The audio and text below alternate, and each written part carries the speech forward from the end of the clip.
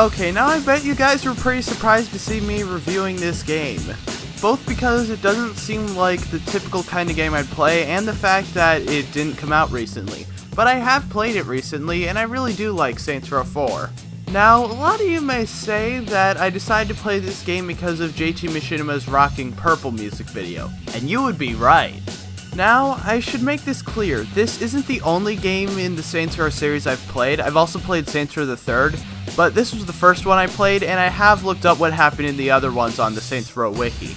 Now, I think I should start off by talking about the story.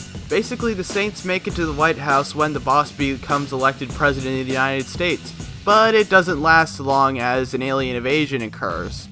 Most of the Saints are abducted and placed into their own nightmare simulation. Now, with the help of Kinzie, who it's never explained how she manages to get out, the boss manages to break out of his simulation.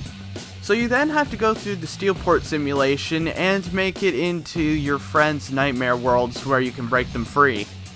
The simulations in this game are really varied and actually remind me a lot of the Minds and Psychonauts. Not quite as good as them, but pretty close, my personal favorite being Matt Miller's and my personal least favorite being Johnny Gat's. The simulations can range anywhere from as silly as Pierce's fear of product placement gone bad to as serious as Ben King having to relive the worst day of his life on endless loop. For those of you who aren't familiar with the Saints Row series, you can customize your character in each of the games, and they give you a ton of options to work with. The overworld of Steelport is really good. It has a lot of things for you to do, as well as a lot of fun mini-games. When it comes to weapons, gameplay-wise there's a total of 7 different types, however theming-wise there's a total of 3. You have the normal weapons, which look like something out of a typical army shooter, to the alien weapons, which look like something out of Halo, to just some of the plain goofy weapons, like the dubstep gun. Whenever I play, I try to use as many of the unique and strange weapons as I can. One of the things that a lot of the fans of Saints Row tend to remember this game for is the superpowers, which you can upgrade as you go along. The only two I ever really use are super speed and super jump, but there's also a lot of stuff like being able to blast enemies with fire and a bunch of other things. Also, this game's really funny. It's not the funniest game I've ever played, but it's definitely in the top 10. Also, one thing about this game is that all the important characters in the story are all really likable. I can only really think of one character in this game that I don't like, and even then he has a pretty minor role in this game, and the reason I hate him is for the game he mostly appeared in. That's another thing I should point out about this game.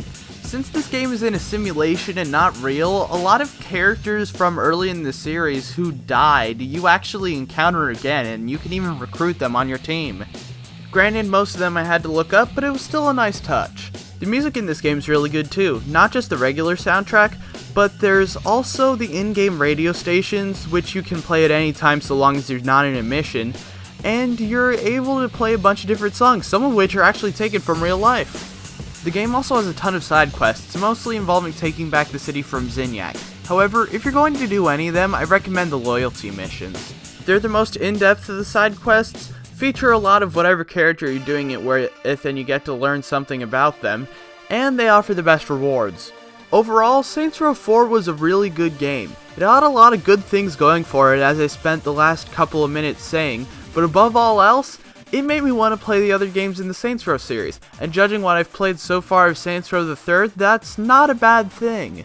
I'm not sure if I'll be reviewing the other games in the series, cause judging from Saints Row the Third, a lot of what I said here would also translate over to there, minus, the simulations and alien invasions and stuff.